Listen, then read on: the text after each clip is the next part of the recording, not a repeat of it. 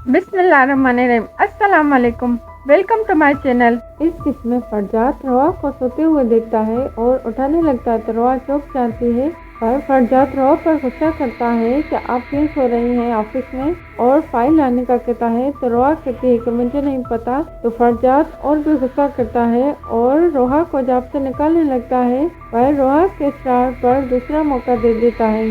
दादी फरियाल से कहती है कि तुम वफा की वजह से परेशान हो, और फरजात बहुत अक्लमंद है, वो ऐसा नहीं करेगा। तो फरियाल कहती है कि मुझे वफा पर यकीन नहीं और आप वफा को समझाएं, फरजात की शादी करवाएं। तो दादी कहती है कि तुम फिक्र ना करो।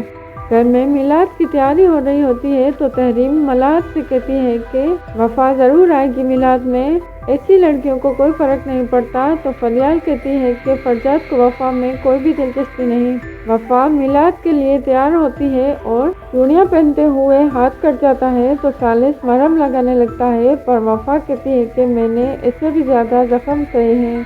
सालिस कहता है कि मैं मिलाद को नहीं चलूँगा। तो जहांगीर गुस्सा करता है कि अभी तक तुम दोनों अलग नहीं हुए, हमें और आजमाइश में मत डालो। सब मिलाद पर जाते हैं और फरजात वफा की तरफ देखता है तो तहरीम फरियाल से कहती है कि फरजात अभी भी वफा को पसंद करता है। उस्मान फरियाल से कहता है कि वफा को घर से बाहर निकालो, उसे यहाँ मैं बर्दाश्त नहीं कर सकता। तो सालिस वहाँ आके वफा की साइड लेता है। अगर आप वफा को बेटी नहीं समझते तो उसको क्यों निकाल रहे हैं। दादी वफा को समझाती है कि इतनी कोशिश के बाद तुम्हारी शादी हुई है, फिर ऐसा क्यों करे हो। तो तहजीब कहती है कि समझाने की ज़रूरत वफा को नहीं बल्कि किसी और को है। तो दादी सालिस से पूछती है कि तुमने वफा के साथ क्या किया है जो वो इस हद तक पहुँची है। पर वहाँ पर फरजात आ जाता है दादी को बुलाने और बात वहीं पर रह जाती है। मिलाद चल रहा होता है तो शिफा सालिस से बात करने जाती है और हाथ पकड़ती है तो सालिस हाथ छुड़ाता है और वहाँ से जाने लगता है। तो फरजात उससे कहता है कि तुम परेशान हो तो अपनी परेशानी मुझसे कह सकते हो, और वफा की बुराई करने लगता है। तो सालिस कहता है कि कभी कभी ना चाहते हुए भी इंसान बुरा बन जाता है, सब लोगों की बातें सुननी पड़ती हैं। वफा किचन में काम कर रही होती है तो तहरीम उस पर तंज करती है कि ये तुम्हारा घर नहीं।